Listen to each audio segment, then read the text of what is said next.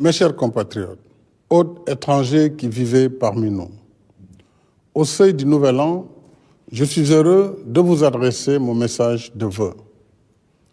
L'année 2020 a été particulièrement éprouvante en raison des impacts sévères de la pandémie Covid-19. Je prie pour le repos de l'âme de nos morts et souhaite prompt rétablissement aux malades. Je renouvelle nos remerciements et notre gratitude à notre vaillant personnel de santé et à tous les services de l'État engagés sur le front risqué de la lutte anti-Covid-19. Je salue et encourage la communauté scolaire et universitaire qui assure avec dévouement la continuité des enseignements dans un contexte si difficile. Ce soir, mes pensées vont également à nos compatriotes ayant péri sur les routes de la migration irrégulière. Je renouvelle mes condoléances et ma compassion à leurs familles. L'État continuera de combattre fermement les réseaux mafieux qui s'enrichissent en faisant miroiter aux candidats à l'aventure les promesses d'un Eldorado illusoire. Mes chers compatriotes, dès l'apparition de la pandémie en mars, le gouvernement a déployé en urgence un important programme de résilience économique et sociale de 1 000 milliards de francs CFA, financé par le Fonds de riposte et de solidarité contre les effets de la Covid-19, Force Covid-19. Je remercie toutes les bonnes volontés et tous les partenaires qui y ont contribué. Ce programme nous a permis d'organiser immédiatement la riposte sanitaire et de maintenir la maladie sous contrôle sur l'ensemble du territoire national, notamment par l'aménagement et l'équipement de 52 centres de traitement des épidémies contre un seul au début de la pandémie. Le gouvernement travaille également à l'acquisition de vaccins dans le respect des règles d'éthique en la matière. Devant la recrudescence des cas positifs, des cas graves et des décès, je dois vous redire avec insistance, mes chers compatriotes, que notre combat n'est pas encore gagné et que notre salut dépendra du respect par tous des règles de prévention. La responsabilité de chacun est engagée dans la lutte pour la préservation de nos vies et de notre santé. Et l'État continuera de veiller sur l'application stricte des mesures d'ordre public. En outre, le gouvernement poursuit les efforts d'amélioration de notre système de santé. Ainsi, avec ces nouveaux locaux et ces équipements de dernière génération, le service des maladies infectieuses et tropicales de Fann a été élevé aux meilleurs standards internationaux. En 2021, 4 nouveaux hôpitaux seront réceptionnés à Kédougou, Kaffrine, Sédhiou et Touba. 33 unités d'accueil d'urgence et 7 services de réanimation seront mis aux normes à Diourbel, Fatick, Kaffrine, Kaolack, Louga, Matam et Saint-Louis.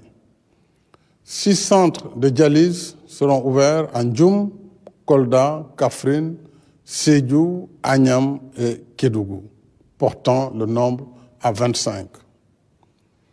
La prise en charge des malades du cancer sera renforcée avec la construction du Centre national d'oncologie de Diamniadio, dont les travaux vont démarrer en mars. Déjà, 11 de nos 14 régions sont équipées d'appareils de mammographie et 4 accélérateurs linéaires pour radiothérapie ont été acquis, en plus de la gratuité de la chimiothérapie pour les malades souffrant de cancer féminin. De même, 500 médecins et 1000 paramédicaux en priorité des spécialistes seront recrutés et affectés en tenant compte des zones défavorisées de la carte sanitaire. Le programme de résilience a aussi permis de soutenir les entreprises et les travailleurs et différents corps de métiers, y compris le secteur des arts et de la culture, à hauteur de 5,5 milliards de francs CFA. S'agissant du secteur touristique en particulier, un des plus durement affectés par la pandémie, il a bénéficié d'un crédit hôtelier d'un niveau jamais atteint de 50 milliards de francs CFA. De plus, les importants travaux de protection du littoral de Saly contre l'érosion côtière sur 7 km ont permis de sauver 17 hôtels, leurs emplois et d'autres activités de la zone liées au tourisme. 1 100 000 ménages, soit environ plus de la moitié de la population sénégalaise, ont reçu le soutien de l'État. Le gouvernement a également pris en charge les factures d'électricité des abonnés de la tranche sociale pour un bimestre, octroyé une aide financière à 126 724 membres de notre vaillante diaspora et facilité le rapatriement de 12 584 compatriotes. Nous déployons tous ces efforts dans un contexte de crise économique profonde qui continue d'affecter tous les pays, y compris les plus prospères. Notre taux de croissance, un des plus robustes de l'Afrique depuis plusieurs années, qui était projeté à 6,8% pour 2020, a drastiquement chuté. Mais nous rendons grâce à Dieu de nous avoir gratifiés d'un hivernage pluvieux qui nous évite la récession. Ainsi, à la faveur des prévisions météorologiques qui annonçaient une pluviométrie abondante, j'avais porté le budget de la campagne agricole 2020-2021 de 40 à 60 milliards de francs CFA, soit une hausse de 50% pour l'achat de matériel et intrants agricoles.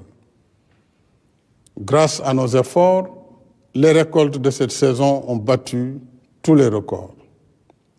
C'est le cas notamment pour les céréales, riz, mil et maïs, avec 3 811 000 tonnes, couvrant ainsi 95% de nos besoins en céréales, et l'arachide avec 1 826 590 tonnes.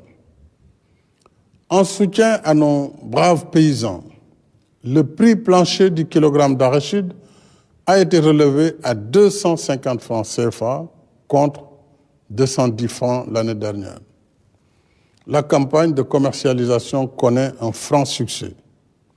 En même temps, il faudra assurer l'approvisionnement régulier de l'industrie huilière et la sécurisation des semences. En outre, l'aménagement des agropoles se poursuit. Les 443 fermes agricoles Natangé, pour les jeunes, occupent aujourd'hui plus de 30 500 acteurs, confortant l'agriculture ainsi que l'élevage et la pêche comme source nourricière et pourvoyeuse d'activités génératrices de revenus. L'emploi et l'auto-emploi des femmes et des jeunes restent une priorité élevée du gouvernement, parce que les femmes et les jeunes sont les forces motrices et le cœur battant de la nation. C'est pourquoi je tiens particulièrement à ce que tous les programmes qui leur sont dédiés soient toujours mis en œuvre dans l'équité territoriale, suivant des modalités souples, allégées et adaptées à leurs besoins. C'est ainsi qu'après 2 années de plein exercice, la délégation à l'entrepreneuriat rapide des femmes et des jeunes a pu soutenir 105 000 jeunes et femmes porteurs de projets dans des domaines aussi divers que l'artisanat, la pêche, l'agriculture, l'élevage, la transformation de produits locaux et le numérique, entre autres. Ces acquis probants, financés par l'État sur un budget initial de 30 milliards de francs CFA, nous ont valu la confiance des partenaires qui nous accompagnent désormais dans le cadre du programme d'appui et de valorisation des initiatives entrepreneuriales, PAVI, d'un montant de 74 milliards sur la période 2020-2022. Le PAVI, logé à la DER/FJ, permettra, entre autres, de financer plus de 14 000 initiatives entrepreneuriales, générer ou consolider environ 65 000 emplois directs et 89 000 emplois indirects, et former plus de 27 000 entrepreneurs. D'autres mécanismes sont aussi consacrés à l'entrepreneuriat, l'auto-emploi et la formation, comme le Fonds national de la microfinance, le programme Formation École Entreprise et les centres de formation professionnelle et technique, dont 15 seront réceptionnés en 2021. De même, pour soutenir l'employabilité des jeunes, l'intégralité des ressources tirées de la contribution forfaitaire à la charge de l'employeur sert à financer la filière de la formation professionnelle et de l'apprentissage au métier à travers le 3FPT. En outre, le démarrage en 2021 des travaux de construction du second parc industriel de Diamniadio sur 40 hectares ouvre de nouvelles opportunités d'investissement et de création d'emplois directs et indirects. Mes chers compatriotes, en dépit de la conjoncture économique difficile, nous poursuivons nos efforts de transformation structurelle de notre pays par la réalisation de projets d'infrastructures indispensables à notre marche vers l'émergence. Ainsi, grâce aux investissements massifs de ces dernières années, notre pays figure à présent dans le top 10 des meilleurs réseaux routiers et autoroutiers africains. En 2020, 9 projets routiers ont été achevés sur un linéaire de 425 km de routes revêtues avec leurs ouvrages connexes, ponts et autoponts, en plus des pistes rurales dont le réseau sera densifié dans le cadre de la seconde phase du PUDC. Aujourd'hui, notre pays compte 221 km d'autoroutes. En 2021, nous lancerons le chantier de l'autoroute Mbour-Fatick-Kaolack sur 100 km, suivi du projet d'autoroute Thiès-Tivaouane-Saint-Louis sur 167 km. Le chantier du bus rapide transit entre Guédiawaye et Dakar progresse et la VDN sera prolongée jusqu'à Diamniadio. S'agissant des infrastructures ferroviaires, le train express régional sera mis en service en 2021. Le deuxième tronçon sur l'axe Diamniadio-AIBD étant en phase avancée de préparation. Avec la réhabilitation du chemin de fer Dakar-Tambacounda qui débutera en 2021, nous ferons revivre et prospérer toutes les activités liées au transport de masse, des personnes et des biens par voie ferroviaire. Concernant les infrastructures portuaires, les travaux du port vraquier de Bargny-Sendou se poursuivent. Je suis également heureux d'annoncer qu'après 3 années de négociations, nous avons conclu avec notre partenaire stratégique les accords relatifs à la construction du méga-projet de port du futur à Ndayane sur 1200 hectares. Avec plus de 840 millions de dollars pour la première phase, c'est le plus important investissement privé de l'histoire du Sénégal pour réaliser le plus grand port multifonctionnel de l'Afrique de l'Ouest avec un tirant d'eau de 18 mètres. L'État sera actionnaire dans la société concessionnaire et il l'est désormais pour les autoroutes à péage. Une fois achevé, ce projet à forte intensité de main-d'œuvre contribuera à décongestionner Dakar et attirera d'autres investissements au sein de la zone économique spéciale jumelée au port. S'y ajoute que notre pays vient d'adhérer à l'initiative dite Passeport logistique mondial qui, en intensifiant considérablement le volume des activités de fret, le projette dans le cercle restreint des plus grandes plateformes maritimes et logistiques mondiales. Sur le volet aéroportuaire, l'AIBD verra sa plateforme technique renforcée avec la construction d'un centre de maintenance aéronautique. Le programme de réhabilitation des aéroports régionaux a déjà commencé à Saint-Louis et se poursuivra en janvier à l'aéroport de Ourossogui-Matam. Ces chantiers et celui de Kaolack seront livrés en 2021, en même temps que vont démarrer les travaux pour Ziguinchor, Tambacounda et Kédougou, ainsi que les études pour les aéroports de Kolda, Sédhiou, Cap Skirring, Linguère, Podor, Bakel et Simenti. À terme, c'est tout le système du transport aérien national qui sera profondément révolutionné, offrant ainsi une mobilité aérienne jamais égalée sur l'étendue du territoire national. L'électricité est une autre priorité qui catalyse la dynamique d'émergence. Nous gardons intact l'objectif d'accès universel en 2025. Chaque village, chaque foyer du pays mérite d'être éclairé. C'est cela aussi le Sénégal pour tous. D'une puissance installée de 1249 MW en 2019, nous sommes passés à 1350 MW en 2020.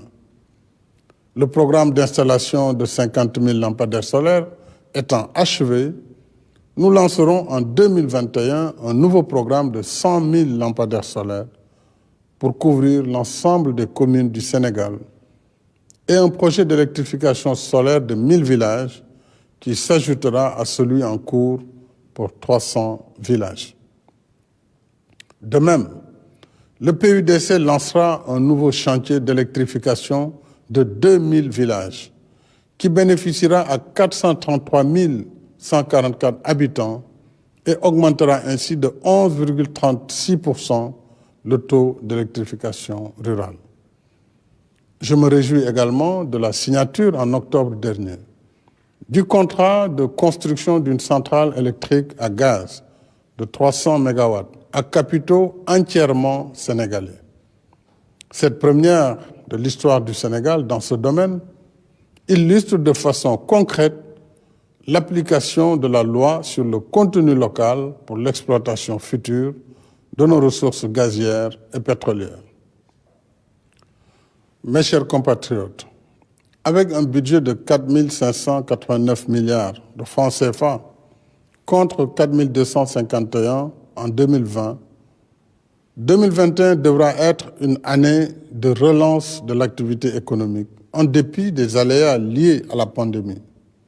C'est l'objet du plan d'action prioritaire, ajusté et accéléré, PAP 2A, issu du Conseil présidentiel du 21 septembre et du nouveau cadre juridique du partenariat public-privé. Le combat pour le développement se gagne d'abord par l'état d'esprit. Plus que jamais, nous devons rester d'attaque et garder le cap sur l'objectif d'émergence à l'horizon 2035, en reprenant avec confiance et détermination notre trajectoire de croissance. Cet objectif est à notre portée parce qu'il prend forme dans tout ce que nous sommes en train de faire, notamment la réalisation d'infrastructures, la quête de la souveraineté alimentaire, la transformation structurelle de l'économie, la formation de nos ressources humaines, la politique d'équité territoriale et d'inclusion pour l'accès de tous aux services sociaux de base. Voilà le chemin de l'émergence. Et sur la voie de l'émergence, il n'y a ni temps à perdre, ni force à disperser, ni intelligence à divertir. C'est pourquoi j'ai prescrit au gouvernement de rester dans le temps de l'action, qui signifie fast track, travail et résultat. Et c'est pourquoi je continuerai à dialoguer pour rassembler toutes nos forces et nos intelligences au service du destin national, notre cause commune. Car de tout temps, c'est dans l'unité et la stabilité qu'une nation qui aspire à l'émergence trouve la force qui féconde son progrès économique et social. Ensemble, nous serons plus forts pour dominer les contingences de l'immédiat, vaincre l'adversité, agir sur notre présent et forger un nouvel élan vers un avenir meilleur.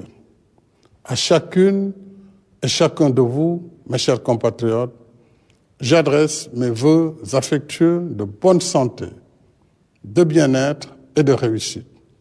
Que la paix, la sécurité et la stabilité continuent de régner sur notre cher Sénégal, afin qu'il poursuive sa marche résolue vers plus de prospérité dans l'unité et la fraternité. Abonnez-vous sur votre chaîne YouTube DKR 221 et n'oubliez surtout pas de cliquer sur la cloche pour recevoir les notifications. DKR 221